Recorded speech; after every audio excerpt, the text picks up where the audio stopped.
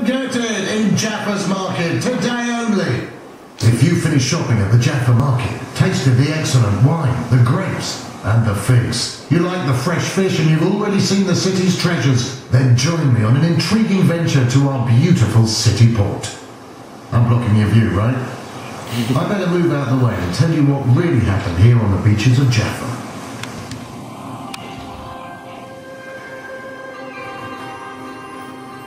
Once upon a time, in the kingdom of Joppa, which is of course Jaffa, there used to live a kind, beloved king named Cepheus and his beautiful queen. But as for humility, well, she's never really heard of that. Everyone's heard of Queen Cassiopeia, but she wanted everyone to know that she's the prettiest of them all, so she had it declared to one and all. Prettier than the sun and the moon, the heralds announced on land and at sea. The prettiest that could be. Prettier than night altars, who were the prettiest in the whole universe. Laughed Poseidon, god of the seas, when he heard the prattle. More than any mermaid, nymph or pearl about, without a doubt. She answered firmly and raised a brow. Everyone in Jaffa knew she wasn't as pretty as the mermaids, and as they didn't say a thing, all the city's shores were washed over. And is it fair that as revenge a monster was sent to swallow up all the girls of Jaffa? While the monster was gulping down Jaffa's girls and the queen woke up from her beauty sleep, the king realized that in order to get rid of the monster, he must sacrifice his beloved daughter Andromeda and feed her to the merciless monster. And so, tied to the rock between the waves and the sky, Andromeda awaited her untimely death, tearful but brave.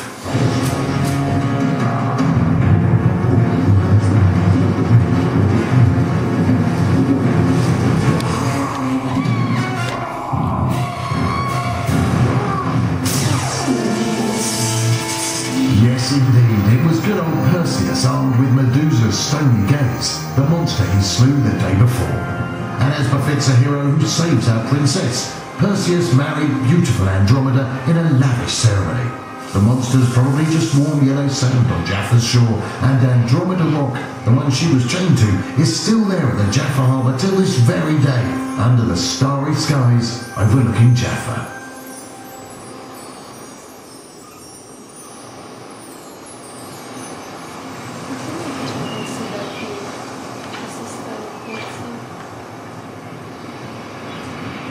Nice story, isn't it? Let's continue. Please exit with me through the door on your right and we'll continue our trip through Jaffa.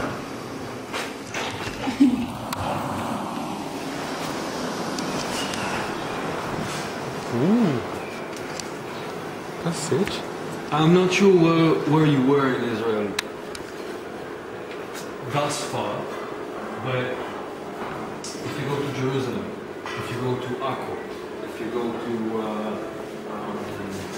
Megiddo, if you go to Nazareth, if you go to so many different places in Israel, underneath the city you see lies another city, and sometimes a third city and a fourth city, and so many, because a lot of places, a lot of cities here just grew on top of each other, because at the ancient world you saw all the different conquerors.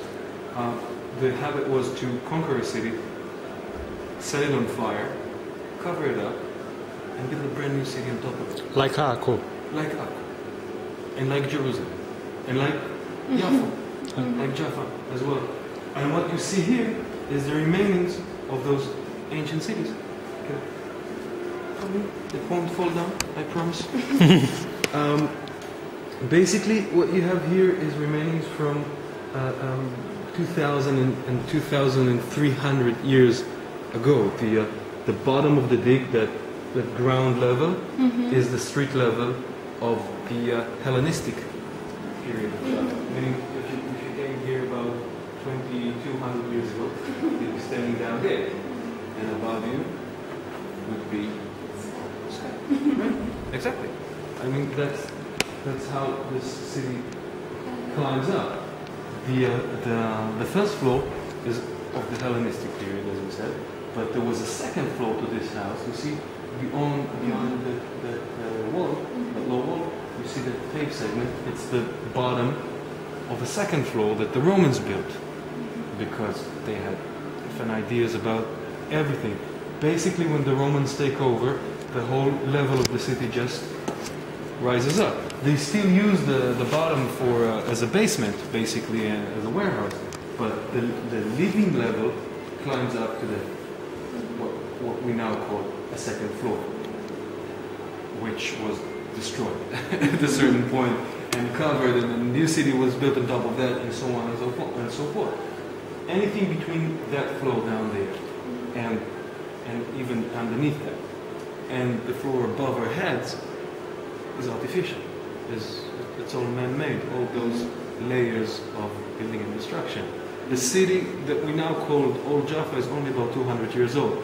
Not that old, if you take into consideration what was here. And what was here is a city that, although changed faces and changed rulers, for the majority of the time, had Jewish people living in it for basically always. Basically, because some periods more than other. But over here, where we're standing right now, we have where they found proof of that Jewish life here in Jaffa 2,000 years ago.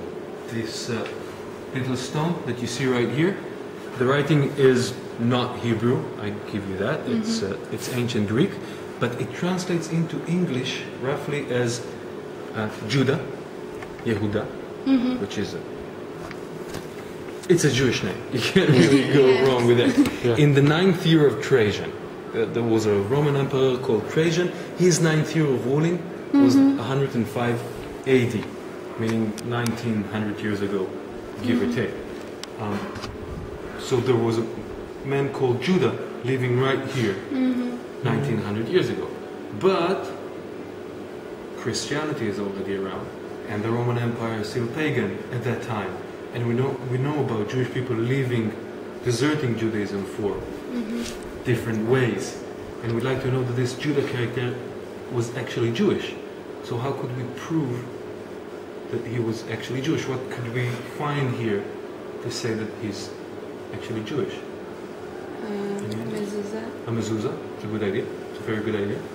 Anything else? Just a mezuzah? No. I don't know too much about the Jewish history. What would you, if you came into a religious Jewish house, what could you find that is specific to Menorah? A menorah. So you see it right over there. We'll get to it. It wasn't found here. Anything else? Religious things? Excuse me? Like a lot of things. There's talit and tzitzit. Right. And Magen David. Magen David. Right. a Torah. Little Torah. No. All what you've mentioned are all very good ideas, but think about talit and tefillin and Torah books is all biological, because it's either leather or cloth or anything, and it doesn't hold that well for 2,000 years, right? But what they did find here, you know, when at some Jewish religious houses, you find two sinks, one for dairying, one for meat. So what was found here is almost as good. Those big mugs right there, those dishes right down here, those gray dishes, were made out of stone, and not. You see that orange bowl right over there? This was made out of clay, okay, and pottery basically, which was the common way, the everyday way to create those kind of dishes. But the stone dishes are specified to Jewish people because clay holds impurity. Clay, right? It absorbs. If you put something in it, it holds everything, and you can't really clean it well enough. So the stone dishes solve that problem because of Jewish tradition and Jewish religious laws and all that. So Jewish people preferred using those stone dishes. As it so happens, the only place in this entire dig, in the entire place of digging, that those stone dishes were found is right here, next to the stone of Judah. So we're talking about a Jewish kitchen and a Jewish name, both found in the same place. The and to Jewish. say this Live it here. might have been Jewish, and not only that it's been Jewish at two different times. Meaning, you've heard about the Great Revolt against the Romans when the Second Temple was destroyed, and the story of Masada. You've been to Masada yet? Yes. Yes. No, me too, because the last time we In went. other times. Oh, I've other been- times. But you saw Masada other times. You've been to Masada? No, because Not it, yet. É verdade. because the war closed. The You'll be to. Yeah. I promise you. You can't come to Israel and not visit Masada, and especially if you come for a few months. I know. So what we have over here is basically two different times for this house. You see down underneath, you have those big stones, big square stones, and no plaster on the wall. Yes, yes. Because this house was Jewish before the Great Revolt, but during the Great Revolt, almost all of Jaffa, or at least the Jewish houses of Jaffa, were destroyed, burned. And that we're talking about the year 67. Okay? But 40 years